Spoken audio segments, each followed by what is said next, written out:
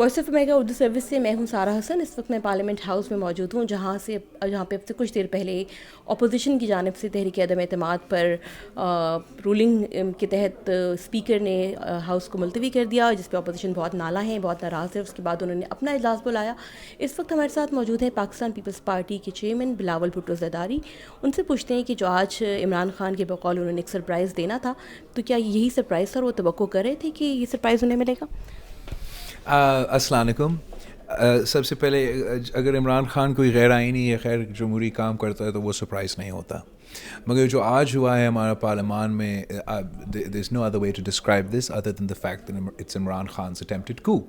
The Constitution of Pakistan states that today we have to vote on our no confidence motion. The Constitution of Pakistan does not give the Speaker the power to prorogue a session when there is a no confidence motion pending against him.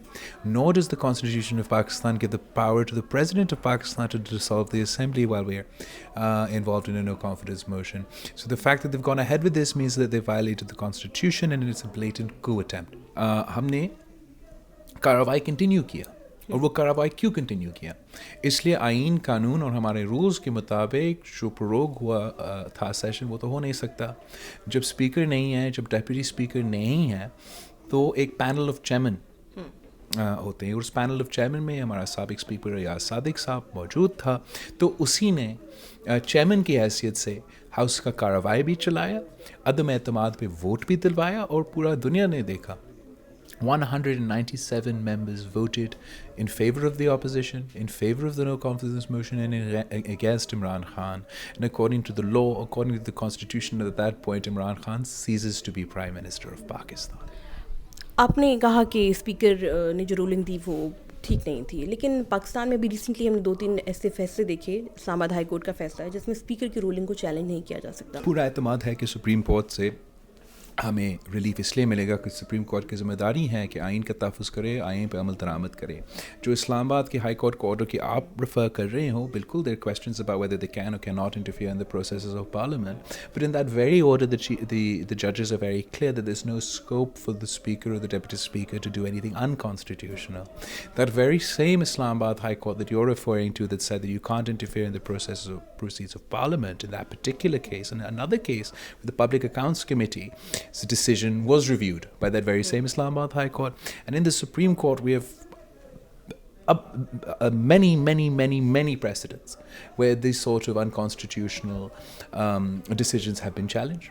Today it's not just a simple decision that's being challenged, it's an entire coup attempt that took place that happened before the people of Pakistan. آپ لوگوں نے کہا کہ speaker کے خلاف بھی آپ article 6 کے تحت پروسیڈنگ کریں گے. ہم بالکل پسند نہیں کرتے ہیں یہ غدار کھیلنا. ہم تو آئین اور جمہوریت میں یقین رکھتے ہیں, اور صرف سب سے سنگین واقعے پہ ہم سمجھتے ہیں کہ آرٹیکل 6 لاگو ہوتا ہے. جہاں ہمارا پیسفل ٹرانسفر آف پاور کے لیے اور وزیر اعظم کو ہٹانا ہے اور نئے وزیر اعظم کو لگانے کے لیے ایک ہی آئینی جمہوری طریقہ ہے, وہ عدم اعتماد ہے.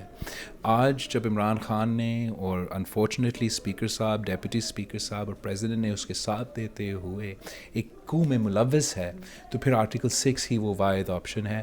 اور جو آنے والے حکومت ہے اس پہ ضرور میرا مطالبہ ہمارے اتحادیوں سے یہی ہوگا کہ ہم ایسے آرٹیکل 6 پہ عمل کریں تاکہ آگے جا کے کسی کو یہ ہمت نہ ہو کہ ہمارا ملک کی قسمت کے ساتھ اس طریقے سے کھیلا جائے.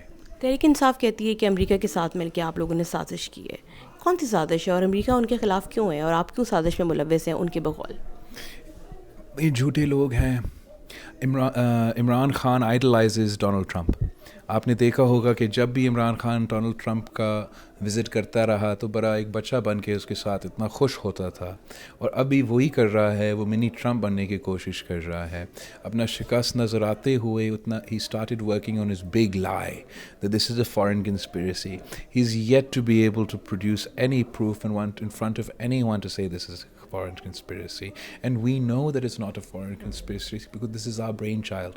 ہم نے سپٹمبر 2020 میں پی ڈی ایم کا بنیاد رکھتے ہوئے ہمارا آخری پوائنٹ یہی تھا استعفیٰ سے پہلے کہ عدم اعتماد ہوگا. اپوزیشن میں کنسنسس بنایا عدم اعتماد لے آنے کے لیے. اس سے بھی پہلے جنوری پہ میرا اپنا پارٹی کا CEC کا اجلاس ہوا جہاں ہم نے یہ فیصلہ کیا کہ ہم مارچ کریں گے, ہم اپنا لانگ مارچ کریں, پیپلز پارٹی اپنا لانچ مارچ کریں گے. ہمارا مطالبہ یہ ہوگا کہ سب ساتھ میں ہم عدم اعتماد لے کر آنا چاہ رہے ہیں.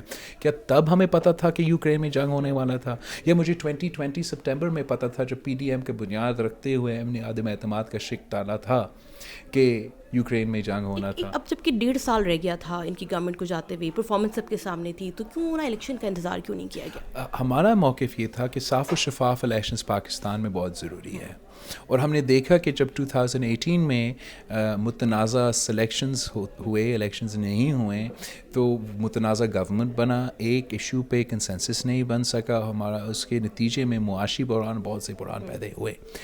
تو ان بحرانوں سے نکلنے کے لیے صاف و شفاف الیکشن ضروری تھا. عمران خان ایک رکاوٹ تھا صاف و شفاف الیکشنز میں. عمران خان نے اپنا ضد کے مطابق از خود اپنا الیکٹورل فارمز پاس کروائے جو کہ الیکٹورل ریفارمز نہیں تھے, ریگنگ کروانے کے ریفارمز تھے. الیکشن کمیشن کے پر کاٹے کے, ای وی ایمز کے نام پہ RTS پلس کا بندوبست کیا گیا. تو ہم نے عدم اعتماد لے آنا تھا, الیکٹورل ریفارمز کروانا تھا اور صاف و شفاف الیکشنز کی طرف بھاگنا تھا. عمران خان صاف و شفاف الیکشن سے بھی ڈرتا ہے اور صرف غیر جمہوری طریقہ کار میں یقین رکھتا ہے. اب آپ کے پاس کوئی پلان B, C, اپوزیشن نے بھی تو اپنے پلان بنائے تھے نا, اگر سپریم کورٹ. ہمارا پلان A, پلان B اور پلان C جمہوریت ہے اور جمہوریت. آخری سوال, اس بڑا عجیب سا نیریٹو بنا دیا ہے, سازشی ہیں, سازش کرتے ہیں, غدار ہیں. اس پوائنٹ کے ساتھ الیکشن میں جانا, جبکہ ویسے ہی ہمارے ملک میں آپ کو پتہ ہے بہت فشر لائنز موجود ہیں, اپوزیشن کے لیے کتنا چیلنجنگ ہے؟ میں سمجھتا ہوں کہ اپوزیشن نے بار بار ثابت کر دیا ہے کہ پاکستان کے عوام ہمارے ساتھ ہے, سلیکٹڈ کے ساتھ نہیں ہے. پہلے شاید عمران کا جھوٹ چلتا, لیکن اب 3 سال میں پاکستان کے عوام بھی پہچان چکے ہیں کہ عمران خان جھوٹا آدمی ہے. اس کا ہر وعدہ دھوکہ نکلا, ہر وعدہ پہ یو ٹرن لیا, اور یہ فورن سازش اتنا ہی جھوٹ ہے جتنے اس نے 50 لاکھ گھر بنانا تھا, 1 کروڑ نوکریاں دینا تھا. تو پاکستان کے عوام یہ جانتا ہے کہ یہ شخص جھوٹا ہے اور آج بھی جھوٹ بول رہا ہے.